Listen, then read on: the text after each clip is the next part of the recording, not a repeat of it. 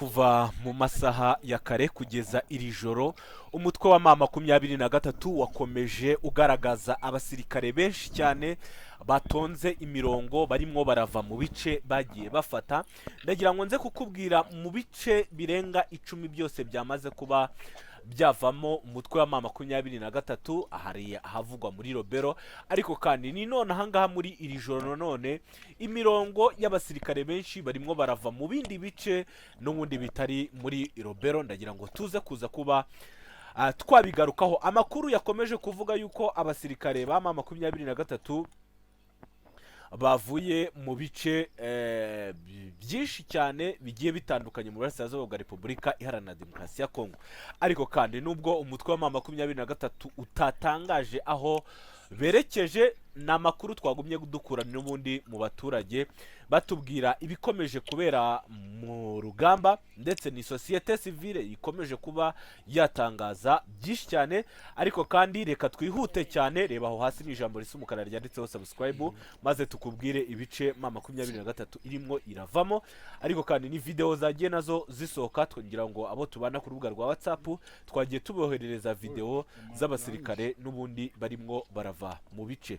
Umutwe wa M23 abenshi bo batukomeje no kuba batangaja ngo ni urwego rw'igitutu cyangwa se ni impamvu y'igitutu cya Leta Zunze Ubumwe za Amerika, ariko kandi abandi basesenguzi nabo bakavuga yuko impamvu ari ukugira ngo M23 itange agahenge k'iyi ntambara, cyane yuko aho mu bice byinshi M23 irimo ngo hakomeje kuba hakicwa benshi cyane. M23 rero ikavuga yuko ari urwego rwo gutabara abaturage cyangwa se abantu bakurikirana iby'umutekano, bakavuga ati ni urwego rwo gutabara abaturage kugira ngo batagumya kwicwa na leta ya Kinshasa. Ariko kandi ni andi makuru twakomeje gukurikirana tuvuga yuko cyangwa se twumva yuko twanabatangarije yuko M23 n'ubundi yemeye yuko igiye kuva mu mujyi wa Goma. Ese M23 ibizabikora? Ese iri joro ni akahe gace yavuyemo? Ni kuri uyu wa gatatu ku itariki ya 25 z'ukwezi kwa gatatu mwaka wa 2026 aho AFC M23 yavuye mu bice bigiye bitandukanye. Amakuru avuga yuko ku gace kitwa Kibese ahangaha ni muri Robero, M23 aka gace yakavuyemo. Nyarusange M23 yakavuyemo. Kanunu Bukununu M23 yakavuyemo, ako ni agace ka gatatu. Agace ka kane Musiya M23 yakavuyemo, ndetse n'akande ka gace kitwa Katonde M23 yakuyemo abasirikare ngo bake bari basigayemo muri aka gace ka Katonde, ndetse ngo iza no gukuramo abakomando bayo bari bari kuyobora urugamba n'ubundi rwa gikomando aha muri Katonde. Akandi gace umutwe wa M23 wavuyemo ahitwa Ivatama, ahangaha M23 yavuyemo, ndetse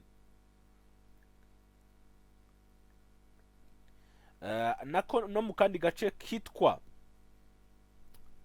Munyakandoni ahangaha M23 yakavuyemo. Muraza kwihangana uburyo ndimo ndavuga muri mutu duce kubera yuko na ahantu n'uduce ndimo ndasoma, ndetse n'uduce ntanamenyereye, dore ko ntamenyereye mu uduce twahanga mu burasirazuba bwa Repubulika Iharanira Demokarasi ya Kongo. Ariko kandi wampaye amakuru we yambwiye uduce twose M23 yagiye ivamo.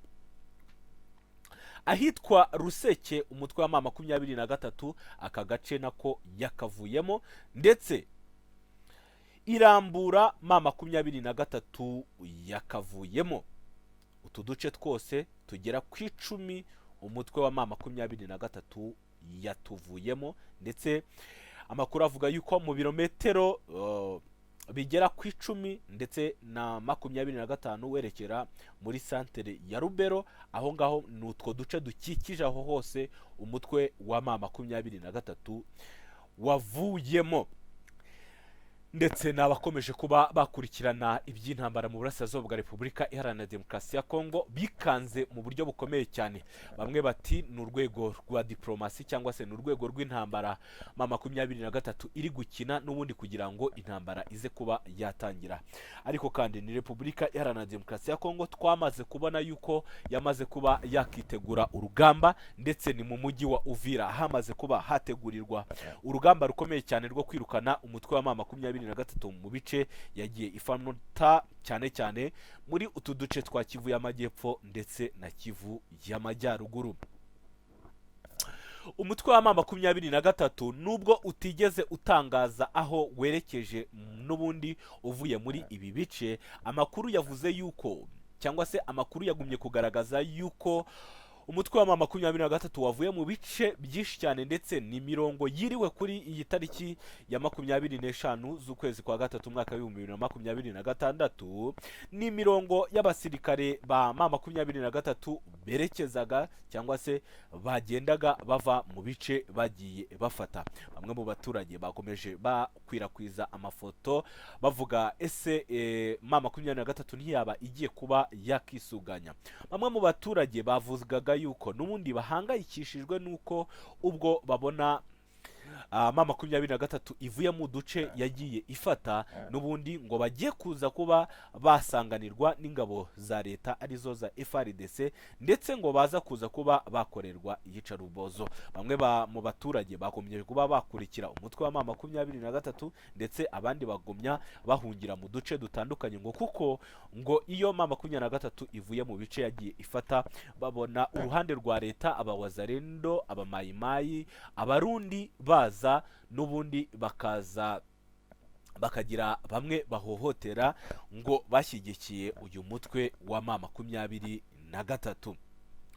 Bamwe mu basesenguzi bavuze yuko n'ubundi ibi ngibi kuba M23 itari gutangaza ibirimo biraba ari ukugira ngo n'ubundi ngo bisuganye kugira ngo batake uruhande rwa leta. Ni mu gihe kinini twabonye umutwe wa leta cyangwa se ku ruhande rwa leta rwarakoresheje amadrone menshi y'intambara, ndetse yagiye agaba mu ibitero bikomeye mu bice M23 yagiye ifata. Dore nk'ubwo ngubwo ni igitero giherutse kuba mu mujyi wa Goma, ndetse kikaza kuba cyahitana Umufaransakazi n'ubundi wakoreraga ikigo gishinzwe gufasha abanyekongo cyangwa se gishinzwe gutabara gishinzwe ubutabazi aha mu burasirazuba bwa Repubulika Iharanira Demokarasi ya Kongo.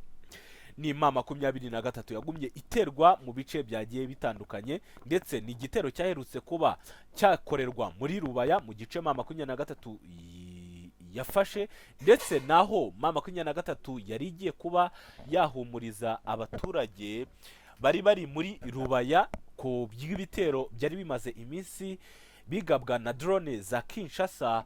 Umutwe wa M23 wahise ugabwaho ibitero, ndetse uza kuba wahitanamo bamwe mu bayobozi ba M23 harimo n'umuvugizi wa gisirikare Wiringoma, akaza kuba yahitanwa n'intambara yabereye aha mu burasirazuba bwa Repubulika Iharanira Demokarasi ya Kongo. Aya makuru ari kuvuga muri iri joro nayo aravuga yuko n'ubundi M23 bari kubona irimo irava mu bice yagiye ifata. Dore nk'ubwo ngubwo ni ku gitero cyagabwe ku kibuga cy'indege cya Kavumu cya Bukavu, ariko kandi M23 ngo yahise itabarira hafi, ndetse iza kuza kuba yazimya icyo gitero. Ni amakuru tukomeje kuba twakurikirana, ngira ngo nabagejejeho ibice M23 yavuyemo uyu munsi mu bice bya Rubero ahitwa Kisibe. M23 yavuyemo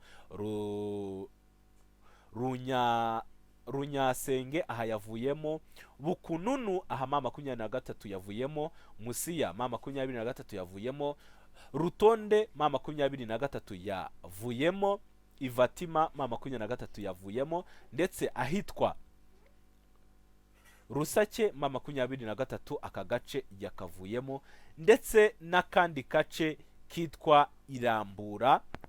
Ibi bice byose biri mu mpande zitandukanye, n'ubundi uvuye mu birometero 10 na 25 werekeza muri santere ya Rubero. Imana ibarinde, Imana ibahe umugisha. Ibiganiro byacu nakagaruka.